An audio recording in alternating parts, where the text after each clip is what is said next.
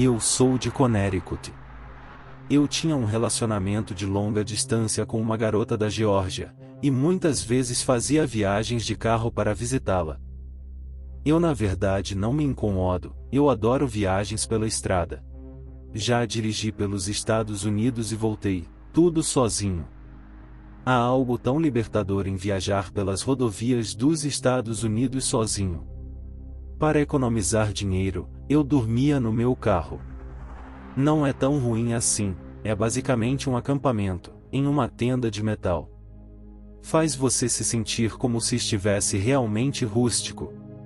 Eu simplesmente reclino o encosto do banco, mantenho a chave na ignição por precaução, e adormeço. Não, eu não coloco nada para bloquear as janelas para privacidade. Talvez eu devesse ter feito isso. A viagem para o sul é uma viagem confortável de 2 dias. Minha parada normalmente seria em algum lugar ao longo da fronteira da Virgínia com a Carolina do Norte. Portanto, para minha viagem anterior, foi exatamente onde eu parei naquela noite. As paradas de descanso são onde muitas vezes é menos movimentado e, portanto, mais silencioso do que as paradas de caminhão. Normalmente eu teria parado em uma parada paga, mas estava tão cansado que me acomodei à primeira parada de descanso que vi. Estava estranhamente vazia naquela noite, com apenas um par de carros solitários parados sob os faróis âmbar da rua. Muito provavelmente viajantes com a mesma ideia que eu. Estacionei em um lugar de estacionamento longe dos outros, à sombra de uma árvore longe das luminárias de rua. Pensei que teria mais privacidade lá do que ser banhado pela luz. Então, fiz o que sempre fiz, tranquei minhas portas, abri a janela apenas um cabelo para a ventilação, guardei minha chave, reclinei o assento e fui dormir. Nunca fui interrompido em nenhuma dessas noites de acampamento de carro. Por isso, nunca suspeitei de nada nesta noite. Então uma pancada afiada me despertou. No início, pensei que tinha ouvido em meu sonho. Abri meus olhos, um pouco confuso. Como estava inclinada para trás, eu estava de frente para o teto e não conseguia ver nada. Ouvi outra batida. Como um pequeno objeto batendo em uma superfície dura. Vinha em um ritmo irregular.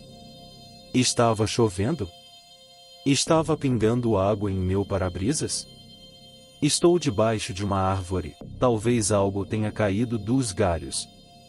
Talvez um esquilo ou um pássaro tenha caído algo.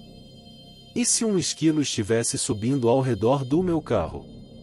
Ou e se não fosse um animal?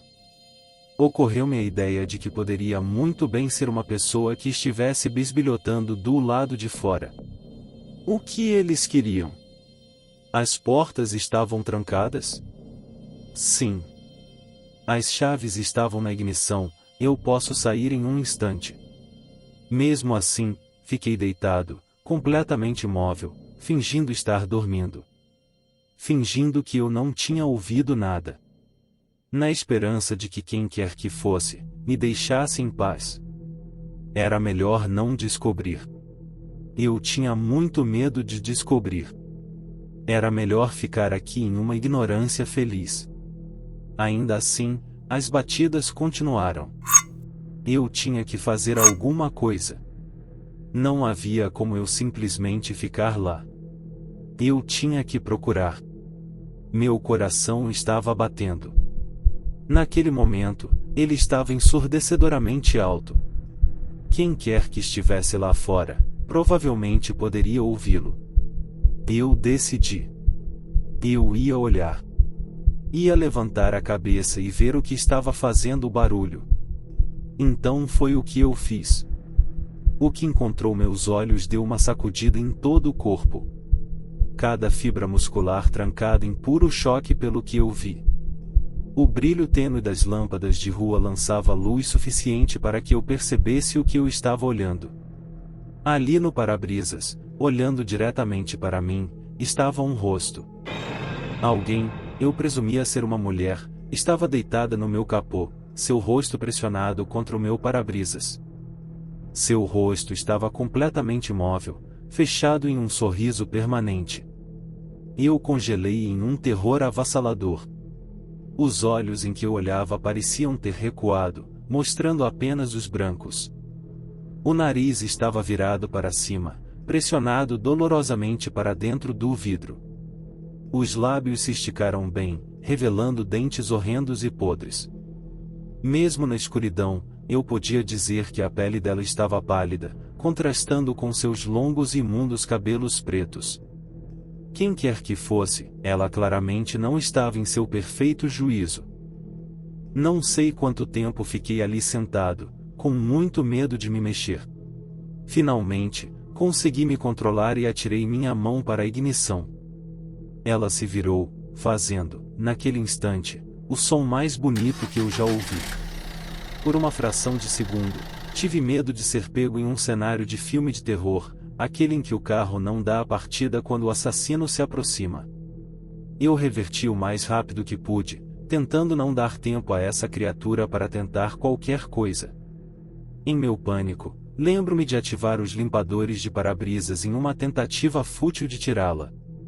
Eu pensei, será que eu estava prestes a sair daqui com algum maluco agarrado ao capô? Felizmente, não precisei me preocupar com isso, porque assim que parei, a mulher saltou, pousando de quatro. Vendo minha oportunidade, engatei a marcha e disparei, bem no momento em que havia alcançando a porta lateral do motorista. Com meu pé no acelerador, acelerei para fora do estacionamento. Atrás de mim, ouvia-a soltar um grito perfurante como o de um animal. Olhei no espelho retrovisor e por um segundo pensei tê-la visto me perseguindo, correndo de quatro, seu cabelo preto balançando loucamente ao seu redor. Não consegui olhar bem, pois fiz uma curva na estrada que levava para fora da parada de descanso e me juntei à rodovia. Lá, ganhei velocidade, e dirigi pela noite. Não ousei parar novamente até ver a luz da manhã.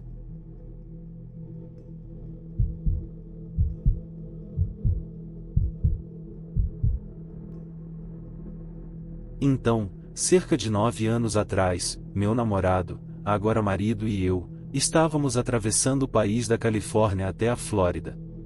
Meu marido tinha um enorme cachorro chamado Kuma, significa urso em japonês, e ele se encaixava.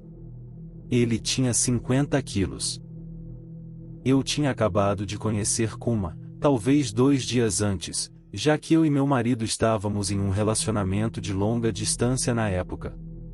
Portanto, nós, Kuma e eu, ainda não nos conhecíamos bem. Mas ele era um ótimo garoto e se comunicava muito. Paramos em um posto de gasolina para que todos pudéssemos sair, esticar e usar os banheiros. Ele pegou o Kuma na coleira e disse que o levaria para dar uma volta. Eu me ofereci para fazer isso, já que não precisava usar o banheiro urgentemente. Agora, não sou uma mulher pequena, tenho 1,75 m, mas sou magrela como meu marido me chama, talvez 55 kg. Meu marido tem quase 1,90 m e é construído como um viking, então um cão do tamanho do Kuma não o afetaria de uma forma ou de outra se ele tentasse fugir perseguindo um esquilo ou algo assim. Eu, por outro lado, admito que estava nervosa quando ele me deu a coleira para segurá-lo porque se ele decidisse tentar alguma coisa, eu não era grande ou forte o suficiente para detê-lo. Meu marido notou o meu nervosismo. Ele apenas sorriu e disse: "Não se preocupe, ele está bem treinado. Ele não vai escapar, e não vai deixar que nada lhe aconteça." É importante notar que Kuma não teve nenhum treinamento formal de proteção. Ele apenas amava o que seu dono fazia e sabia que deveria protegê-lo e mantê-lo seguro quando o dono não estava lá para fazê-lo ele mesmo. Uma vez que ele tinha certeza de que eu estava confortável, meu marido foi para dentro, deixando Kuma e eu perto do lado direito do posto de gasolina, com um pequeno caminho de terra perto de uma área arborizada. Estava muito escuro, e havia pouca luz sendo lançada tão longe do prédio, mas era um pequeno posto movimentado, e eu podia ver as pessoas para não me sentir isolada nem nada. Então comecei a andar devagar, permitindo que Kuma absorvesse seus arredores quando ouvi um barulho vindo de trás de mim.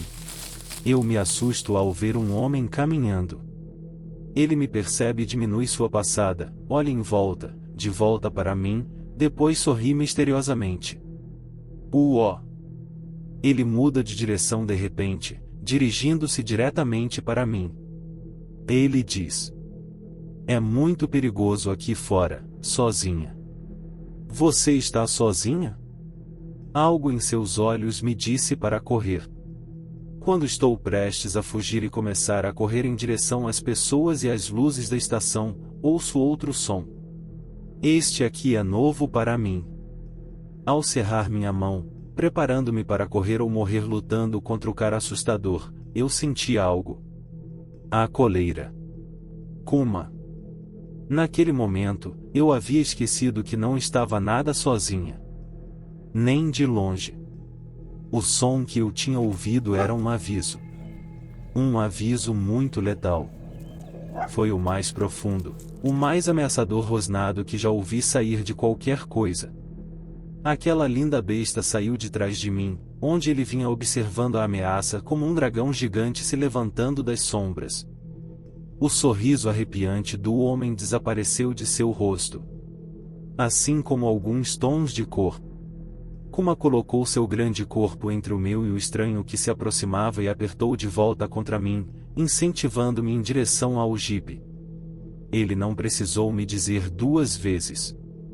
Virei e comecei a voltar para o carro, ainda segurando aquela coleira pela querida vida. Ele andou para trás, pressionado contra mim o tempo todo, vigiando minhas costas até chegarmos de volta ao local onde estacionamos. Tentei procurar o homem, mas ele ou correu de volta para onde quer que viesse ou conseguiu entrar, tomando um caminho muito mais longo, bem fora do alcance do Kuma.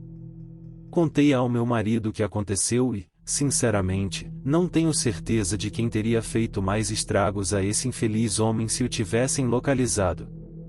Todos os dias, durante os 9 anos seguintes, Kuma foi meu melhor amigo e guardião.